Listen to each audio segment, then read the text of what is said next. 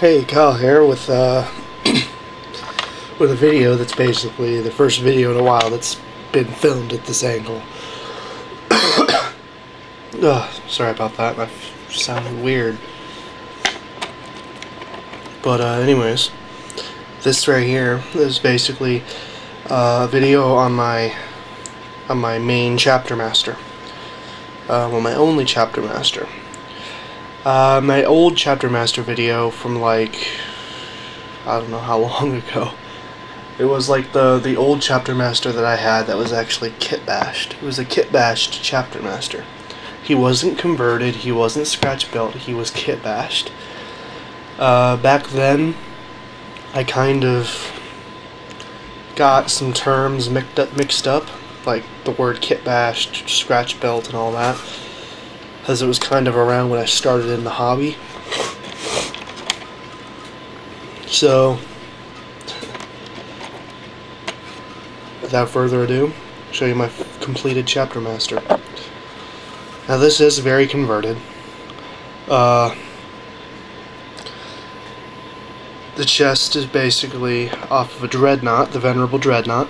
It was originally cut down into 3 pieces, and those 3 pieces were used on 3 different models. The chest isn't actually fully painted yet.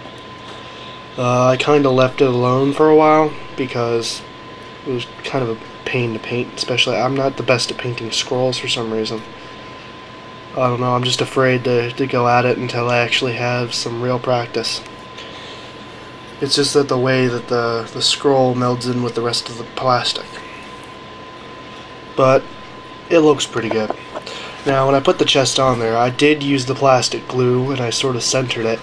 And I took green stuff and put it on each side and under the chin to sort of make it so it flows with the rest of the model. And overall, I like the way that the Artificer armor looks, and I think this is the way Artificer should be like. It should be like a unique form of armor. You know, basically converted power armor. Now, I'm just going to say to go over here to the Storm Shield. This is a Storm Shield. It's actually a pewter bit from the Imperial Guard Sentinel. It's actually the faceplate, but I kind of figured, well, it could be a combat shield or a storm shield. So I just stuck it on the arm there. Now this guy's shoulder is actually all green stuff here, because didn't exactly have a shoulder handy, so I just sort of made my own. And it kind of made the pose a little more dynamic. And it looks really good. I like it. Now, the power weapon was sort of completely done from pretty much just a bunch of bits. This is actually a power axe, but I didn't want it to be an axe, nor did I want to scratch build a handle. I just cut the axe off, used a piece of a pole, a flagpole from a biker kit, and just cut that down. I shaved down the main body of the blade of the axe, stuck it on there, put a dagger blade on the end, and put a hitch on the back for decoration. And I call it the Power Pickaxe. The reason that they have a weapon like this, the Swamp Breaker's home planet has these crystals growing out of the ground, and unrefined, they could explode on impact. So, over trial and error, the Swamp Breakers found out that power weapons, the force field that is emitted around, the energy field that is emitted around a force weapon, or power weapon, anything with a force field around it, or some sort of magnetic field or electric field, cuts through the crystals with ease, and they won't explode. And so therefore the Power Pickaxe was born. And they used it to harvest the crystals. And that's what they used to power some of their larger machinery and their plasma weaponry. And that's also where they get the color for their purple armor. That's where they get the purple from their armor, because the crystals in their unrefined state are purple.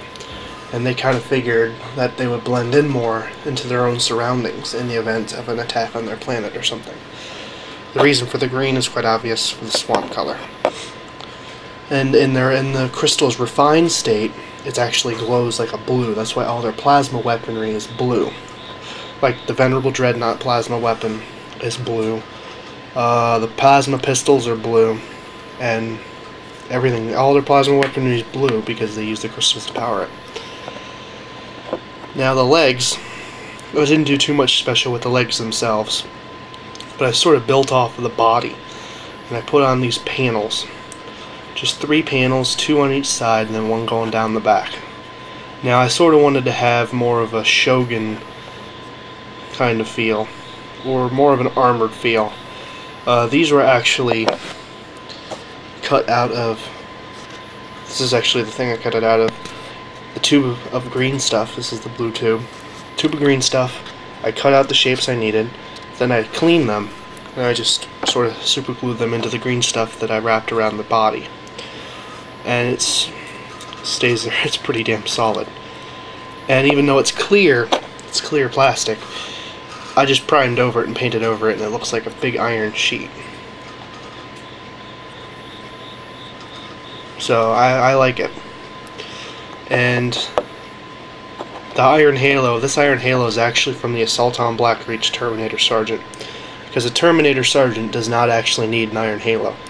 The only purpose that I could see that they gave him an Iron Halo was because you could take him out of that squad and make him a chapter master or a captain.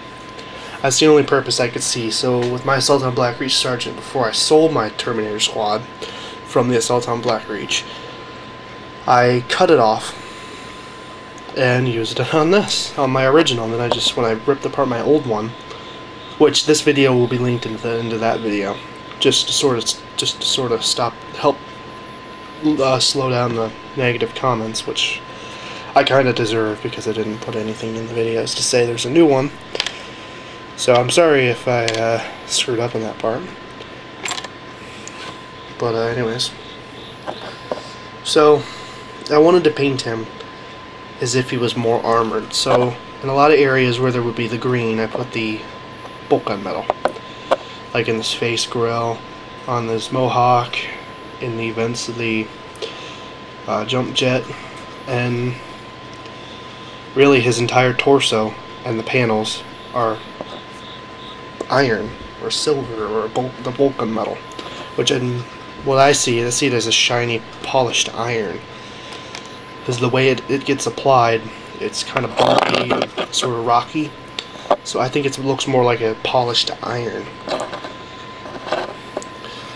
Now tactically, why I've given him a power weapon and a storm shield, he's not a tank buster.